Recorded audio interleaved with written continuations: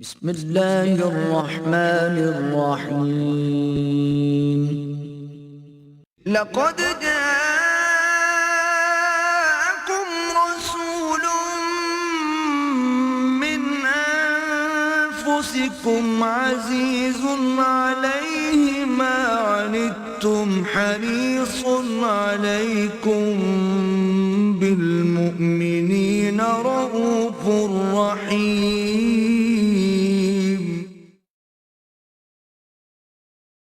نحمده ونصلي على رسوله الكريم اما بعد فقد قال الله تبارك وتعالى كما ورد في سورة الزمر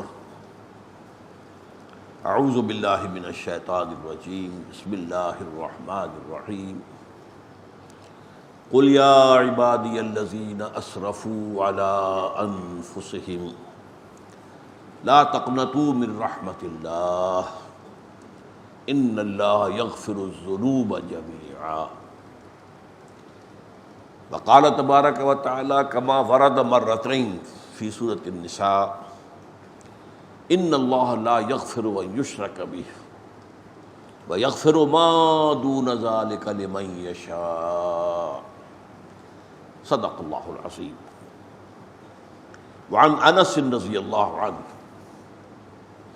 قال سمعت رسول اللہ صلی اللہ علیہ وسلم یقول قال اللہ تعالی یا ابن آدم انک ما دعوتنی ورجوتنی غفرت لک علی ما کان منک ولا ابالی۔ یا ابن آدم لو بلغت ذنوبک عنان السماء ثم استغفرتنی غفرت لک۔ یا ابن آدم انک لو اتیتنی بقراب الارض خطایا ثم لقیتنی لا تشرک بی شیئا لاتیتک بقرابها مغفرۃ۔ رواہ الترمذی رحمہ اللہ وقال حدیث حسن صحیح۔ صدق اللہ العظیم وصدق رسولہ النبی الکریم ونحن على ذلك من الشاہدین والشاکرین والحمد للہ رب العالمین۔ آج ہم اللہ تعالیٰ کے فضل و کرم سے اربعین النووی کی آخری حدیث کا مطالعہ کرنے چلے۔ آپ نے اکثر سنا ہوگا کہ عبد کا، بندے کا مقام جو ہے اللہ کے حوالے سے وہ بین الخوف والرجاء رہنا چاہیے۔ اللہ تعالیٰ کے عذاب کا خوف بھی رہے، اس کی سزا کا، اس کی پکڑ کا خوف رہے، لیکن اس کی شان غفاری، شان رحیمی سے امید بھی رہے۔ یہ بھی من جملہ ان چیزوں کے ہے کہ جن میں درمیانی راستہ جو ہے وہ بہت مشکل ہوتا ہے۔ بہت سی چیزیں ایسی ہیں کہ جن کے درمیان اتنا باریک فرق ہوتا ہے جس کو تعبیر کیا جا سکتا ہے محاورتاً تلوار کی دھار سے تیز اور بال سے زیادہ باریک، ادھر بھی ہو سکتا ہے انسان، ادھر بھی ہو سکتا ہے۔ یہی معاملہ در حقیقت خوف اور رجا کا ہے۔ اللہ تعالیٰ کے خوف سے خالی ہو گیا، رجائیت ہی رہ گئی، تب بھی برباد ہو جائے گا۔ اور اللہ تعالیٰ کے خوف کا اتنا غلبہ ہوا کہ اس کی رحیمی، شان رحیمی اور غفاری جو ہے وہ نظر انداز ہو گئی، تب بھی بربادی ہے۔ اب میں نے جو آیات تلاوت کی ہیں ان میں سب سے پہلے تو وہ آیت ہے جس میں اللہ تعالیٰ نے تمام گناہوں کی مغفرت کا وعدہ کیا۔ یہ سورہ زمر کی بڑی اہم آیت ہے۔ قل یا عبادی الذین اسرفوا علی انفسہم، اے نبی کہہ دیجئے اے میرے وہ بندوں جنہوں نے اپنے اوپر ظلم کیا ہے۔ ظاہر بات ہے گناہ جو ہے اپنی ذات پر ظلم ہے، اللہ کا تو کچھ نہیں بگڑتا، اپنا ہی مستقبل برباد کرتا ہے انسان، اپنی ہی شخصیت کو کجی کی طرف لے جاتا ہے۔ گناہ کا ایک نتیجہ تو آخرت میں نکلنا ہے، ایک اس دنیا میں کہ اس کی شخصیت جو ہے صحیح رخ کی بجائے غلط رخ پر پڑ جاتی ہے۔ تو تو اے میرے وہ بندو جنہوں نے اپنے آپ پر ظلم کیا ہے، زیادتی کی ہے، لا تقنطوا من رحمت اللہ، اللہ کی رحمت سے مایوس مت ہو، ان اللہ یغفر الذنوب جمیعا وانہ هو الغفور الرحیم، اللہ تمام گناہ معاف کر دے گا، اور وہ غفور بھی ہے، رحیم بھی ہے، بخشنے والا ہے، رحم فرمانے والا ہے۔ اس آیت میں گویا کہ کوئی استثناء بھی نہیں ہے، اللہ تعالیٰ نے تمام گناہوں کی معافی کی امید دلائی ہے، رجائیت ہے یہ۔ ویسے آپ کو معلوم ہے قرآن مجید بھرا پڑا ہے تقویٰ، خوف، خشیت، اس کی تلقین۔ یہ تو یوں کہیے کہ اصل میں قرآن مجید پر غالب جو رنگ ہے وہ انذار کا ہے، تخویف کا ہے، خشیت الہی کی طرف دعوت دینے کا ہے، یہ رنگ غالب ہے قرآن میں۔ لیکن اس کے ساتھ ہی رجا کا پہلو، امید کا پہلو، اس کو بھی قرآن نے نمایاں کیا ہے۔ اگرچہ اگر آپ ویسے مقابلہ کریں کتنی مرتبہ وہ آیا، کتنی مرتبہ یہ آیا، تو خوف کا غلبہ غالب ہے، اس میں کوئی شک نہیں۔ اس کے دو اسباب ہیں، سمجھ لیجئے، اس لیے کہ اس معاملے میں عیسائیوں نے اعتراض کیا ہے قرآن پر اور مسلمانوں پر اور اسلام پر، اور بظاہر ان کا اعتراض درست معلوم ہوتا ہے کہ قرآن مجید میں اور اسلام میں اللہ کے خوف پر زیادہ زور ہے، جبکہ انجیل میں حضرت عیسیٰ کی تعلیم میں اللہ کی محبت کا زیادہ رنگ ہے۔ میں نے کہا یہ بات بہت حد تک صحیح ہے، اگرچہ حضرت عیسیٰ علیہ السلام کی تقاریر اور خطبات اور مواعظ میں وہ خوف کا رنگ بھی بہت ہے، انذار کا رنگ بھی بہت ہے، لیکن غالب ہے محبت۔ اسلام میں یہ کیوں ہے، قرآن میں ایسا کیوں ہے؟ اس کے دو اسباب ہیں۔ پہلا سبب تو یہ ہے کہ قرآن جس ماحول میں نازل ہو رہا تھا، ظاہر بات ہے کہ اگرچہ ابدی کلام ہے اور اس کی تعلیمات ابدی ہیں، لیکن پھر بھی نازل تو ایک خاص وقت میں ہوا ہے، ایک خاص علاقے میں ہوا ہے، ایک خاص قوم اس کی مخاطب اول تھی، اور اس کی جو کیفیت تھی، نہ وہ کسی توحید سے واقف، نہ کسی رسالت سے واقف، نہ کسی شریعت سے واقف، نہ کسی کتاب سے واقف، ہر اعتبار سے امی قوم، اور اخلاقی گراوٹ انتہا کو، سیرت کی پستی انتہا کو۔ تو وہاں ظاہر بات ہے کہ انذار کا رنگ غالب ہونا لازم تھا، تاکہ ہوش میں آئے، لوگ جاگے۔ وہ بجلی کا کڑکا تھا، یا سوق ہادی، تو بجلی کا کڑکا تھا، القارعہ ما القارعہ وما ادراک ما القارعہ، یہ انداز دیکھیے، الحاقہ ما الحاقہ وما ادراک ما الحاقہ، یہ اسلوب ہے۔ تو اسی لیے قرآن مجید میں نبأ العظیم کہا گیا قیامت کے تصور کو، عما یتساءلون عن النبأ العظیم الذی هم فیہ مختلفون، اور وہ یوم الحساب ہے، جزا و سزا کے دن کا فیصلہ ہوگا، کہ فیصلے کا دن ہے۔ تو اس میں ایک اعتبار سے اس وقت کے حالات کے خاص طور پر پیش نظر انذار کا رنگ، تخویف کا، خشیت کا، یہ غالب ہے۔ نمبر دو یہ کہ محبت کے رمز آشنا کم ہوتے ہیں۔ عوام کی اکثریت جو ہے وہ کسی کے برے نتیجے کے پیش نظر تو کسی کام سے باز آ سکتی ہے، محبت شاعری بن جاتی ہے، عشق خداوندی کے دعوے ہو رہے ہیں، عمل دیکھیے تو زیرو ہے، عشق رسول کے دعوے، نعتوں میں زمین و آسمان کے قلابے ملائے جا رہے ہیں، عمل دیکھیے تو زیرو ہے۔ اس پہلو سے یہ جو رجائیت کا پہلو ہے، اس کے غلط رخ پر مڑ جانے کے امکانات زیادہ ہیں۔ اور عوام الناس کے اندر زیادہ سے جو ضروری ہے وہ اما من خاف مقام ربہ ونہى النفس عن الہوى، وہ لوگ یا وہ شخص جو اپنے رب کے حضور میں کھڑے ہونے سے ڈرتا رہا، کانپتا رہا، لرزتا رہا، ایک دن آنا ہے جو اپنے رب کے حضور میں پیش ہونا، من خاف مقام ربہ، اور اس کے نتیجے میں اس نے اپنے نفس کو خواہشات سے روکے رکھا، اس کی گھوڑے کی منہ زور گھوڑے کی لگام کھینچ کر رکھی۔ تو ان دو وجوہات سے اس میں کوئی شک نہیں ہے کہ قرآن مجید میں تخویف اور تقوی اور خشیت اس کا رنگ غالب ہے۔ البتہ یہ کہ محبت کا پہلو بھی موجود ہے، والذین آمنوا اشد حبا للہ، محبت اللہ کی، اللہ کے رسول کے، اس کی راہ میں جہاد کرنے کی۔ یہ محبت جو ہے زبانی کلامی محبت نہیں، اس کی نفی کرنی گئی۔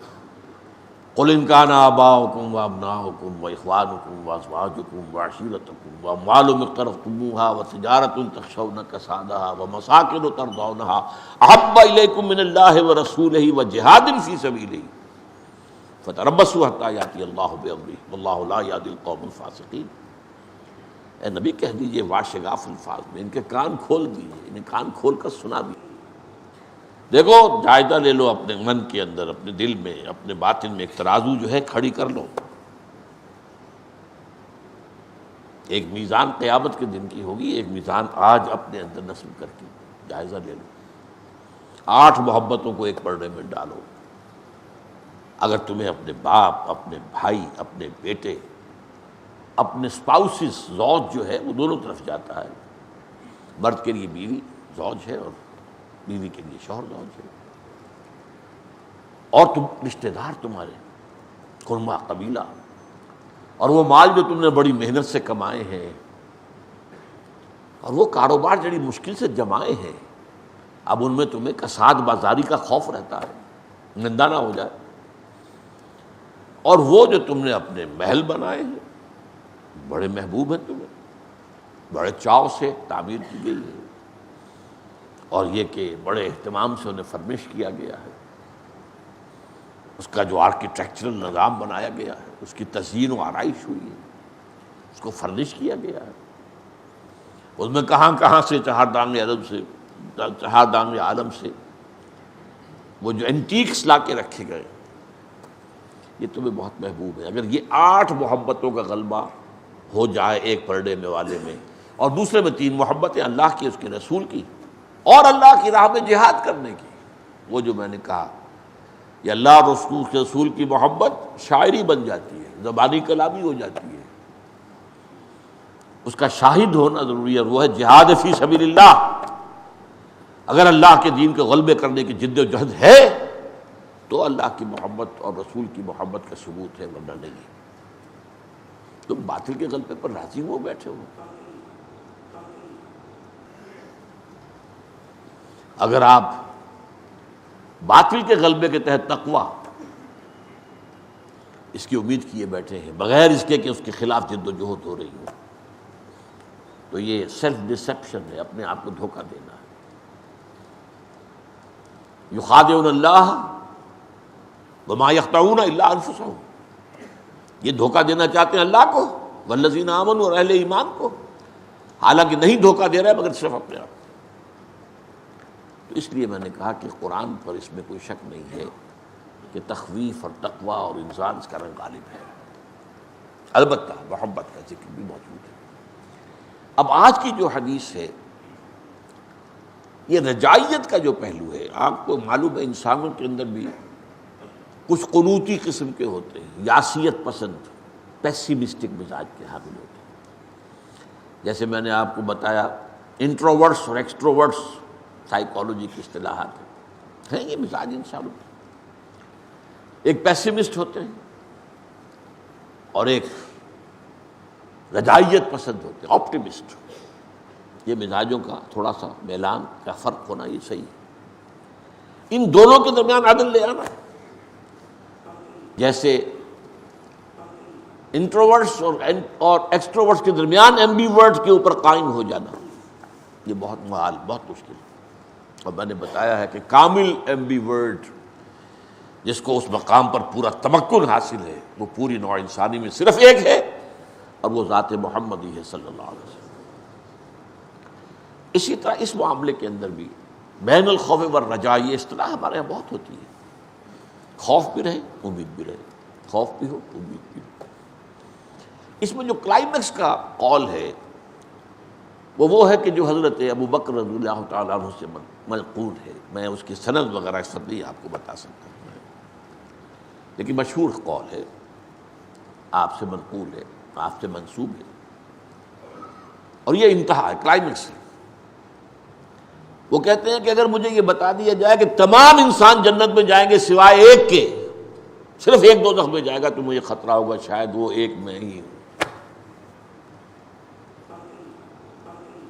اور اگر بتا دیا جائے کہ تمام انسان دوزخ میں جائیں گے سوائے ایک کے، جنت میں جانے والا ایک ہی ہوگا، تو مجھے پھر بھی امید ہوگی کہ شاید وہ ایک میں ہی ہوں.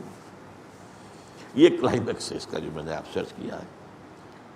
اس درجے تک یہ کیفیت اور وہ برقرار رہے، اس پر انسان جو ہے اس پر مستقیم ہو جائے، اس پر یہ مشکلات میں سے ہے، لیکن یہ کہ اس کی کوشش بہرحال کی جانی چاہیے. اب رجا کا لفظ جو قرآن مجید میں آیا بار بار، ایک تو آیا اس اعتبار سے رجا اللہ کی اور رجا قیامت کی. قیامت کی بھی رجا، خوف نہیں، حالانکہ قیامت کا معاملہ تو زیادہ خوف آور ہے، خوف پیدا کرنے والا. اما من خاف مقام ربہ، لیکن قرآن مجید میں رجا میں بریکٹ کیا گیا ہے. چنانچہ سورہ احزاب کی مشہور آیت ہے، لقد کان لکم فی رسول اللہ اسوۃ حسنۃ لمن کان یرجو اللہ والیوم الآخر وذکر اللہ کثیرا.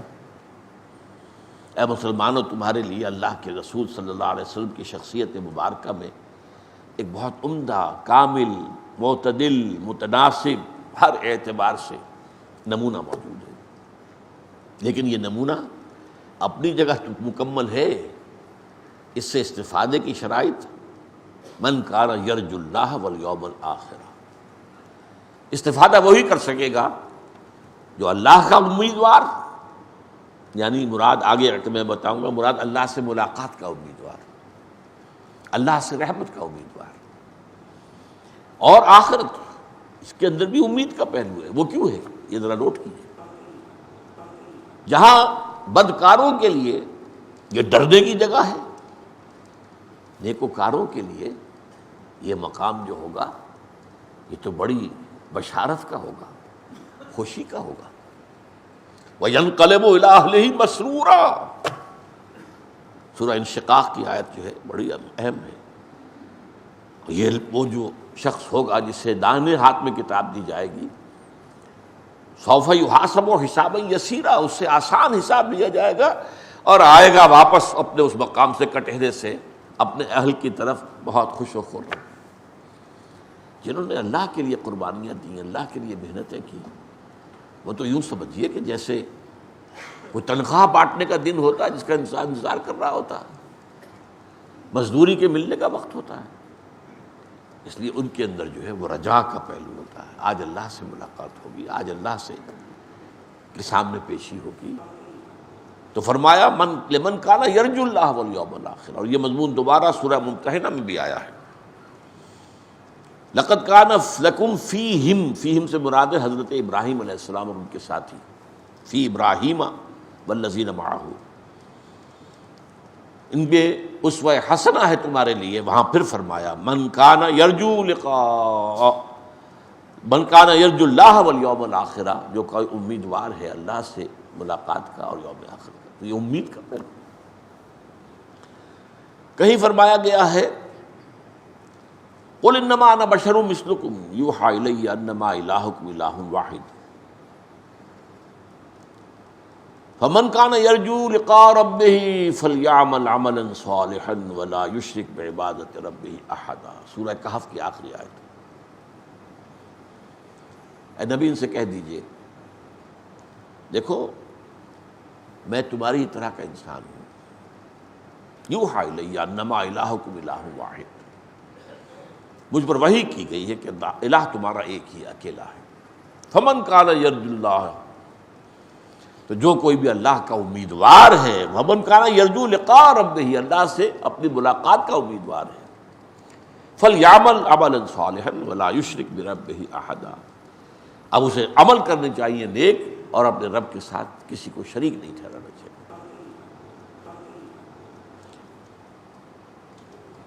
سورہ عنکبوت میں فرمایا گیا من کان یرجو لقاء اللہ فإن اجل اللہ لآت، جو کوئی بھی اللہ سے ملاقات کا امیدوار ہے وہ مطمئن رہے، ریسٹ ایشورڈ کہ اللہ کی ملاقات کا وقت آ کر رہے گا۔ یعنی وہ لوگ جو اللہ کی راہ میں جہاد کر رہے تھے، مصیبتیں جھیل رہے تھے، تکلیفیں برداشت کر رہے تھے، کس امید میں کہ ایک روز اللہ کے حضور میں حاضری ہوگی اور ہمیں اپنی ان سرفروشیوں کا، جافشانیوں کا، قربانیوں کا اللہ اجر عطا فرمائے۔ شیطان وسوسہ اندازی کرتا رہے گا، لوگ کہتے رہے کس خیال میں پڑے ہو، کس نے دیکھا آخرت کو، مرنے کے بعد کسی نے آ کے کوئی خبر دی آج تک، کس امید موہوم میں تم اپنے آپ کو ہلکان کر رہے ہیں، پتہ نہیں وہ دن آتا بھی ہے کہ نہیں آتا۔ اس لیے کہ آخرت تو ادھار کا سودا ہے، دنیا نقد کا ہے، اور کام یہی ہے کہ 9 نقد نہ 13 ادھار۔ تمہیں 9 روپے اگر کسی شے کی قیمت نقد مل رہی ہے تو وہ لے لو، 13 ادھار والے نہ لو، کیا پتہ ادھار ملے نہ ملے، مر جائے رقم پوری۔ تو یہ وسوسہ جو ہے شیطان کرتا ہے، پتہ نہیں آتا ہے کہ نہیں آتا، کوئی یقینی بات تو نہیں ہے نا، کس نے دیکھی آخرت۔ انہیں یقین رکھنا چاہیے من کان یرجو لقاء اللہ فإن اجل اللہ لآت، آ کر رہے گا وہ وقت معین۔ سورۃ الزمر میں وَيَرْجُو رَحْمَتَ رَبِّهِ، وہ شخص کے جو اپنے رب کی رحمت کا امیدوار، اور یہی سورہ بنی اسرائیل میں بھی میں پچھلے دنوں یہ آیت آپ کو سنا چکا ہوں کہ یہ مشرکین جن آلہہ کو پکارتے ہیں، یعنی انبیاء، صدیقین، اولیاء اللہ یا ملائکہ جو فی الواقع موجود ہیں، ان کے وجود سے تو انکار نہیں ہے، باقی اور جو کچھ گھڑ لیے ہیں وہ اپنے طرف سے، ان کے لیے تو کوئی دلیل نہیں ہے، نہ عقل میں، نہ نقل میں، نہ وحی میں، لیکن یہ تو واقعہ ہے، فرشتے ہیں، ملائکہ ہیں، اولیاء اللہ کی ارواح ہیں، انبیاء کی ارواح ہیں، لیکن یہ ان کو جو پکار رہے ہیں یہ کام غلط کر رہے ہیں۔ اولئک الذین یدعون، جن کو یہ پکار رہے ہیں، یبتغون الی ربہم الوسیلہ، وہ تو خود اپنے رب کی قرب کی تلاش میں ہے، وَيَرْجُونَ رَحْمَتَهُ، اور اپنے رب کی رحمت کے امیدوار ہیں، وَيَخَافُونَ عَذَابَهُ، اور وہ بھی اللہ کے عذاب سے بالکل نڈر نہیں ہے۔ جیسے کہ حضور نے فرمایا کوئی شخص محض اپنے عمل کی بنیاد پر جنت میں داخل نہیں ہوگا۔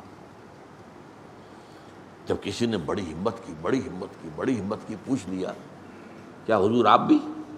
فرمایا ہاں، الا ان تغمد بی ربی رحمت ربی، جب تک کہ اللہ مجھے ڈھانپ نہ لے گا اللہ اپنی رحمت سے، میں بھی نہیں داخل ہوں۔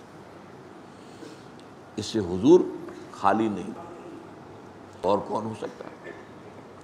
تو بین الخوف والرجاء کا معاملہ جو ہے، البتہ ایک حدیث بیان ہوتی ہے سبقت رحمتی علی غضبی، میری رحمت میرے غضب پر غالب آ گئی،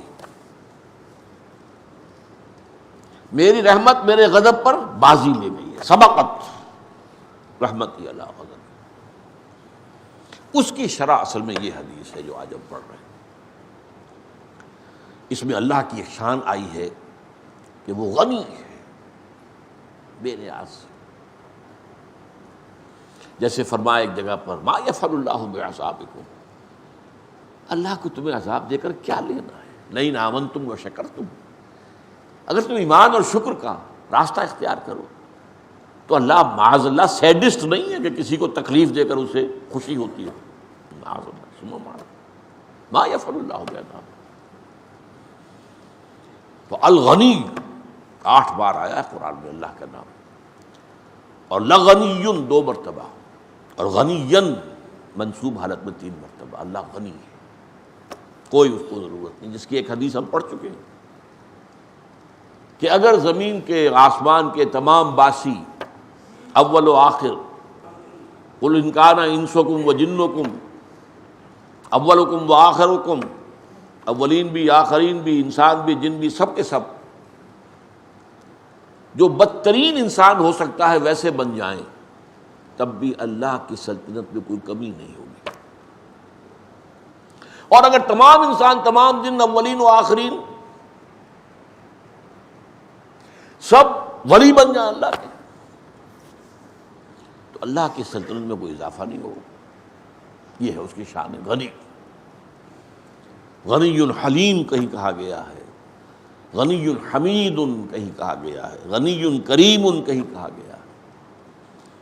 تو یہ دو چیزیں جو ہیں، رجائیت اللہ سے اور اللہ کی شان استغنا، اس کا بیان ہے در حقیقت اس حدیث میں، جس کے راوی حضرت انس بن مالک رضی اللہ تعالی عنہ۔ وہ فرماتے میں نے خود سنا اللہ کے رسول کو فرماتے۔ یہ انداز ایسا ہے کہ جو بڑا یقینی ہو جاتا ہے، سمیٹو میں نے خود سنا۔ اگر عن سے کہا جا رہا ہو تو ہو سکتا ہے کہ وہ بات کسی اور صحابی سے ان صحابی تک پہنچی ہو، ان سے مروی ہے، اچھا انہوں نے خود سنا ہے، یہ کیا ہے، یہ یقینی بات نہیں ہوتی، لیکن سمیٹو میں نے سنا۔ قال اللہ تعالی، یہ حدیث قدسی ہے جس کی کئی مرتبہ میں آپ کے سامنے ڈیفینیشن بیان کر چکا ہوں۔ اللہ تعالیٰ فرماتا ہے، یا ابن آدم، اے ابن آدم، انک ما دعوتنی ورجوتنی، تو جب تک مجھے پکارتا رہے گا اور مجھ سے امید باندھے رکھے گا، غفرت لک علی ما کان منک ولا ابالی، میں تجھے معاف کر دوں گا جو بھی کچھ ہوگا تیرے پاس، جتنے گناہوں کا بار تو لے کر آ جائے گا۔ اور بڑا پیارا لفظ، ولا ابالی، اور مجھے اس کی کوئی پرواہ نہیں۔ یہ نہیں ہے کہ کسی انسان کے ساتھ آپ نے زیادتی کی، اب اس کے اندر انتقام کا جذبہ ہے، جوش ہے۔ اگرچہ ہے لفظ انتقام بھی آتا ہے قرآن میں، وہ شان دوسری بھی موجود رہنی چاہیے، خوف والی بھی، اس اعتبار سے۔ لیکن یہ کہ جو رجا کا پہلو غالب ہے، انکا ما دعوتنی، دو شرطیں ہیں، جب تک مجھے پکارتے رہو، مجھ سے دعائیں کرتے رہو، مجھ سے استغفار کرتے رہو، میری مغفرت طلب کرتے رہو گے، ورجوتنی، اور مجھ سے امید رکھو گے کہ اللہ تعالیٰ رحیم ہے، اللہ تعالیٰ غفور ہے، اللہ کی شان غفاری، رحمتی وسعت کل شیء، میری رحمت نے ہر شے کا احاطہ کیا ہوا ہے، جو میں سنا چکا ہوں۔ سبقت رحمتی علی غضبی، رحمتی وسعت کل شیء، میری رحمت تو ہر شے کا احاطہ کیے ہوئے۔ تو جب تک مجھے پکارتے رہو گے اور مجھ سے امیدوار رہو گے، غفرت لک علی ما کان منک، تو جو بھی کچھ تجھ میں سے ہوگا، جو خرابیاں، جو برائیاں، جو گناہ، میں تجھے معاف کر دوں گا، ولا ابالی، اور مجھے اس کی کوئی پرواہ نہیں ہوگی۔ یہ ہے شان استغنا، الغنی، غنی عن العالمین، سورہ آل عمران میں آیا ہے۔ جو حج کی استطاعت رکھنے کے باوجود نہ حج کرے تو گویا کہ وہ ایک طرح کا کفر کر رہا ہے، اور اللہ تعالیٰ غنی ہے تمام جہان، اس سے کوئی ضرورت نہیں ہے کہ تم جاؤ ضرور اس کے گھر کا طواف کرو، وہ تو غنی ہے۔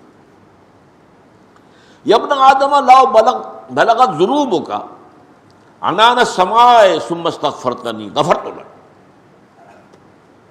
اے میرے بندے، اے آدم کے نسل، اے ابن آدم، اگر تیرے گناہ آسمان تک پہنچ جائیں، ان کا انبار اتنا ہو کہ آسمانوں کو چھو رہا ہو، اور کہ پھر بھی تم مجھ سے استغفار کرے گا تو میں تجھے معاف کر دوں گا۔ آخری شکل، یا ابن آدم انک لو اتیتنی بقراب الارض خطایا، اگر تو میرے پاس حاضر ہوگا زمین کے حجم جتنے گناہ لے کر، ثم لقیتنی، اور پھر تو مجھ سے ملاقات کرے گا، اب آ گیا وہ لفظ استثناء والا، لا تشرک بی شیئا، یہ شرط پوری کرتے ہوئے کہ میرے ساتھ شرک میں ملوث نہیں۔ یہ مضمون میں نے آیت پڑھی آپ کے سامنے کہ 2 مرتبہ آیا سورہ نساء میں، ان اللہ لا یغفر ان یشرک بہ، اللہ اسے تو ہرگز معاف نہیں کرے گا کہ اس کے ساتھ شرک کیا جائے۔ وَيَغْفِرُ مَا دُونَ ذَلِكَ لِمَن يَشَاءُ، بخش دے گا جو بھی کچھ ہوگا اس کے سوا جس کو چاہے گا۔ یعنی یہ بھی نہیں ہے کہ یہ معافی کا اعلان عام ہو رہا ہے، یہ اللہ جس کو چاہے گا، اور جس کو چاہے گا میں کیا شرط ہے؟ اللہ ہی کو پکارتا رہا ہو، کسی اور کو نہ پکارا ہو، اللہ کو پکارا، کہیں غوث العظم کو نہ پکارا ہو، کہیں کسی نبی اور رسول کو نہ پکارا ہو، کسی کو نہ پکارا۔ لا تدعوا مع اللہ احدا، اللہ کے ساتھ کسی اور کو مت پکارو۔ اس اعتبار سے اگر تو میرے پاس آئے گا زمین بھر، زمین کے حجم جتنے گناہ لے کر، ثم لقیتنی لا تشرک بی شیئا، پھر تو میرے ساتھ ملاقات کرے اس حال میں کہ تو نے شرک نہ کیا ہو میرے ساتھ، لَأَتَيْتُكَ بِقُرَابِهَا مَغْفِرَةً، تو میں زمین کے حجم جتنی ہی مغفرت لے آؤں گا تیرے لیے۔ تو شرطیں کتنی آئی ہیں اس حدیث کے اندر، ما دعوتنی و نجوتنی۔ پہلی بات تو یہ ہے کہ اگر تم مجھے پکارتے رہے اور مجھ سے امیدوار ہوئے۔ ایک آیا استفتنی، مجھ سے مغفرت چاہیے، اور سب سے بڑی شرط ہاتھی کے پاؤں میں سب کے پاؤں کے مطابق شرک نہ ہو۔ اب اس سے آپ کو اندازہ ہو جانا چاہیے، اور 2 مرتبہ جو آئی ہے سورہ نساء میں، شرک کو معاف نہیں کرے گا، یہ اعلان عام ہے۔ تو شرک در حقیقت کتنا عظیم گناہ ہے، لیکن اس کی حقیقت کو سمجھنا آسان کام نہیں ہے۔ ہوس چھپ چھپ کے سینوں میں بنا لیتی ہے تصویریں۔ آپ نے بت سامنے رکھ کر نہیں پوجا، اپنی خواہش نفس کو پوج لیا۔ ہم پچھلی مرتبہ پڑھ چکے ہیں آیات، ارأیت من اتخذ الہہ ہواہ افانت تکون علیہ وکیلا۔ ہے نبی، آپ نے غور کیا اس شخص کے حال پر جس نے اپنی خواہش نفس کو اپنا معبود بنا لیا ہے، اس کو پوج رہا ہے۔ کوئی بت خانہ نہیں ہے، بت خانہ شکستم میں نے بت خانہ تو توڑ دیا، لیکن اندر جو ہے ہوس چھپ چھپ کے سینوں میں بنا لیتی ہے تصویریں، اندر کا بت خانہ آباد ہے۔ تو شرک کی اقسام کیا ہیں، شرک کی حقیقت کیا ہے، اب اس کا جاننا کتنا ضروری ہے۔ ہمارے یہاں بعض مسائل کے اوپر شرک اور توحید کی بحثیں جو ہیں وہ ہنج کر رہی ہیں۔ نور و بشر کا مسئلہ ہے، علم غیب کا مسئلہ ہے، ان مسئلوں پر قبر پرستی وغیرہ کا مسئلہ ہے۔ ٹھیک ہے، یہ چیزیں بھی اپنی جگہ پر اہم ہیں، لیکن آج کے دور کا شرک جس نے اسے نہ پہچانا، ہو سکتا ہے ہمارے پچھلے علماء نے شرک کی جو اقسام بیان کی ان کے اپنے زمانے کے اعتبار سے تھی، آج وہ شرک بھی ہو رہے ہیں، قبر پرستی بھی ہو رہی ہے، اولیاء پرستی بھی ہو رہی ہے، سب کچھ ہو رہا ہے۔ آج کا اصل شرک نفس پرستی، دولت پرستی، یہ تو ہے انفرادی سطح پر، اور اجتماعی سطح پر حاکمیت انسانی، حاکم تو اللہ کے سوا کوئی نہیں، تم نے انسانوں کو حاکم بنا دیا۔ کبھی ایک ہوتا تھا کوئی شیطان نمرود یا فرعون کی شکل میں، آج تم نے تمام انسانوں کو نمرود بنا دیا۔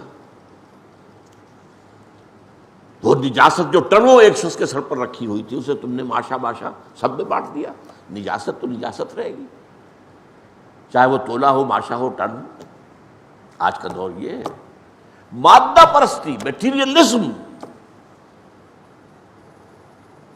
سارا توکل، سارا اعتماد مادی وسائل پر ہے، اور اس سے بھی آگے بڑھ کر وطن پرستی، وطن کو معبود بنا دیا گیا ہے۔ اس دور میں اور ہے جام اور ہے جم اور، ساقی نے بنا کی روش لطف و ستم اور، تہذیب کے آزر نے ترشوائے صنم، اور مسلم نے بھی تعمیر کیا اپنا حرم اور ہی بت خانہ بنا لیا ہے۔ ان بتوں میں سے، ان تازہ خداؤں میں بڑا سب سے وطن ہے، جو پیرہن اس کا ہے وہ مذہب کا کفن ہے۔ یہ وطن پرستی ہے، جے ہند، یہ کیا ہے؟ وطن معبود، محبوب ہے۔ قوم کی شیرازہ بندی وطن کی بنیاد پر ہو رہی ہے؟ نہیں، قوم کی شیرازہ بندی ایمان کی بنیاد پر ہونی چاہیے۔ اسلام تیرا دیس ہے، تو مصطفی ہے۔ تیرا دیس یہ نہیں ہے پاکستان افغانستان، تو مصطفی ہے۔ نہ افغانیم نہ ترک و تتاریم، ہم افغان اور ترک اور تاتاری نہیں ہے، ہم تو ایک شاخ ایمان کے پھول ہیں۔ اس کو سمجھنا بہت ضروری ہے۔ شرک فی الذات، شرک فی الصفات، شرک فی الحقوق، شرک فی العبادت، شرک فی الدعا، اس موضوع پر بہت سی چیزیں شاید میری موت کے بعد ان کی قدر و قیمت ہوگی۔ میرے بڑے ابتدائی تحفے جو تھے اس امت کے لیے، ان میں سے حقیقت و اقسام شرک کے 6 گھنٹے کی تقریریں تھی میری۔ یہ میرا خیال ہے 40 برس پہلے کی بات ہوئی، میرا بھی ابتدائی دور تھا۔ مسجد دارالسلام میں جب خطابات میرے شروع ہوئے،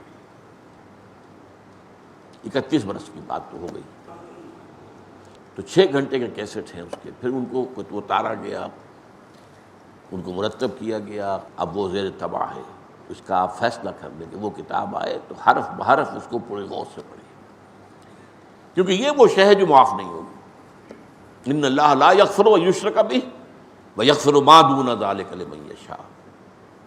اب آج کی آخری بات یہ ہے، یہ جو میں نے کہا کہ رحمتی وسعت کل شیء، اللہ کا فرمان ہے، اور رحمتی سبقت علی غضبی، اس رحمت خداوندی کا سب سے بڑا مظہر کیا ہے؟ ایک سوال اپنے آپ سے کیجئے، جواب دیجئے خود، جیسے حضور سوال کر لیتے تھے، اتدرون من المفلس، جانتے ہو مفلس کون ہے؟ اب صحابہ نے جواب دیا، المفلس عندنا من لا درہم لہ ولا دینار، ہم تو مفلس کو سمجھتے ہیں جس کے بعد درہم و دینار نہیں ہے۔ آپ نے فرمایا نہیں، میری امت کا مفلس کوئی اور ہوگا، اس کی اس وقت نہیں میں دے رہا تو تشریح نہیں کر سکتا۔ قرآن مجید میں بھی یہ اسلوب ہے، یا ایھا الذین آمنوا ہل ادلکم علی تجارۃ تنجیکم من عذاب الیم، کیا میں تمہیں بتاؤں، رہنمائی کروں اس تجارت کی طرف جو تمہیں دردناک عذاب سے چھٹکارا دلا دے؟ پھر اس کا جواب ہے۔ تو اسی طرح اللہ کی رحمت کا سب سے بڑا مظہر کیا ہے؟ اس کا نام ہے توبہ۔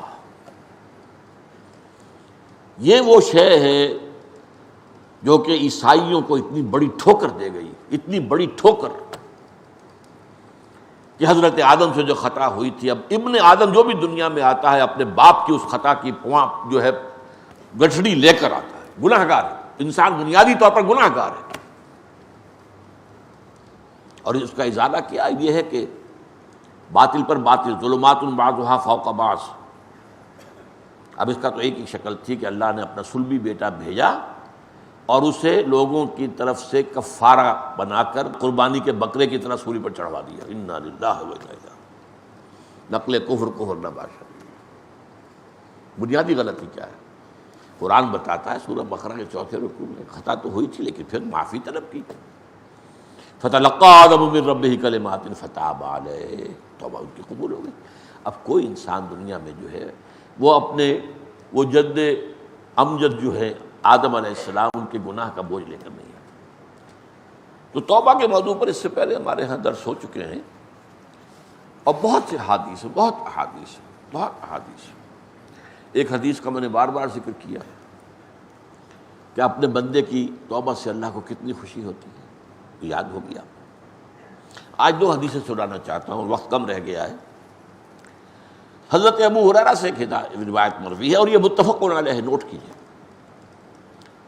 قال رسول اللہ صلی اللہ علیہ وسلم ان عبدا اذنب ذنبا فقال رب اذنبت فاغفرت، فقال ربہ، بندہ یہ کہتا ہے پروردگار مجھ سے گناہ ہو گیا، مجھے معاف فرما دے۔ قال ربہ، اللہ کہتا ہے علم عبدی ان لہ ربا، میرے رب کو یہ معلوم ہے، یقین ہے کہ اس کا ایک رب ہے، یغفر الذنب، جو گناہ پر کو بخش بھی سکتا ہے، ویأخذہ بہ، اور اس پر پکڑ بھی سکتا ہے، میرے رب کو یہ یقین ہے۔ فغفرت لعبدی، اس یقین کی بنیاد پر میں نے اپنے بندے کی مغفرت کر دی۔ ثم مکث ما شاء اللہ، پھر کچھ عرصہ گزرا جو بھی اللہ نے چاہا۔ ثم اذنب ذنبا، اس نے پھر ایک گناہ کیا۔ فقال رب اذنبت ذنبا فاغفر لی، پھر کہتا ہے پروردگار مجھ سے پھر گناہ ہو گیا، مجھے بخش دے۔ فقال ربہ علم عبدی ان لہ ربا یغفر الذنب ویأخذ بہ، میرا یہ بندہ یہ جانتا ہے، اسے یقین ہے، اس کے دل میں یہ بات راسخ ہے کہ اس کا ایک رب ہے جو گناہ کی سزا بھی دے سکتا ہے اور معاف بھی کر سکتا ہے۔ تو پھر اللہ تعالیٰ فرماتا ہے غفرت لعبدی، میں اپنے بندے کو معاف کر دیتا ہوں، وہی بات لا ابالی، مجھے اس کی کوئی پرواہ نہیں۔ ثم مکث ما قال ما شاء اللہ، پھر کچھ عرصہ گزرا۔ ثم اذنب ذنبا، پھر وہ گناہ کرتا ہے۔ فقال رب اذنبت ذنبا آخر فاغفر لی، پروردگار میں تو ایک اور گناہ کر دیا تو مجھے معاف فرما دے۔ فقال علم عبدی ان لہ ربا یغفر الذنب ویأخذ بہ، میرے رب کو یقین ہے، میرے بندے کو، کہ اس کا ایک رب ہے جو گناہ کو بخش بھی سکتا ہے اور پکڑ بھی سکتا ہے۔ غفرت لعبدی ما فلیفعل ما شاء، میں نے معاف کر دیا، آپ جو چاہے کرے۔ یہاں ہے وہ شان غفاری، فلا ابالی، مجھے اس کی کوئی پرواہ نہیں ہے۔ دوسری حدیث اس سے بھی زیادہ اہم ہے، بڑی پیاری حدیث ہے، یہ مسلم شریف کی ہے، عن جندب رضی اللہ تعالی عنہ، جندب سے روایت ان رسول اللہ صلی اللہ علیہ وسلم حدث، حضور صلی اللہ علیہ وسلم نے یہ بات بیان فرمائی، ان رجلا قال واللہ لا یغفر اللہ لفلان، کہ کسی شخص نے یہ کہا خدا کی قسم اللہ اس کو تو معاف نہیں کرے گا، یہ بڑا جوش تقویٰ کا ہوا ہے اور بڑی غیرت خدا بندی جوش میں آ رہی، اس نے تو وہ گناہ کیا اللہ کبھی اس کو معاف نہیں کرے گا۔ وَأَنَّ اللَّهَ تَعَالَى قَالَ، اس پر اللہ فرماتا ہے مَنْ ذَا الَّذِي يَتَعَلَّىٰ عَلَيَّ، یہ کون ہے جو مجھ پر حاکم بنا بیٹھا ہے، مجھ پر حکم چلانا چاہتا ہے کہ میں معاف نہیں کروں گا، یہ کون ہے؟ اللہ تعالیٰ فرمائے گا مَنْ ذَا الَّذِي يَتَعَلَّىٰ عَلَيَّ انی لا اغفر لفلان مغفر لفلان، کہ میں فلاں شخص کو معاف نہیں کروں گا، فانی قد غفرت لفلان واحببت عملک، تو میں نے اس کو تو معاف کر دیا اور تیرے سارے اعمال ضائع کر دیے۔ یہ ہے اللہ تعالیٰ کی شان غفاری، بس شرطیں وہ سامنے رکھیں، اللہ سے دعا، اللہ سے استغفار، اللہ سے امید اور شرک سے اجتناب۔ اللہ تعالی ہم سب کو یہ شرائط پوری کرنے کی توفیق عطا فرمائے۔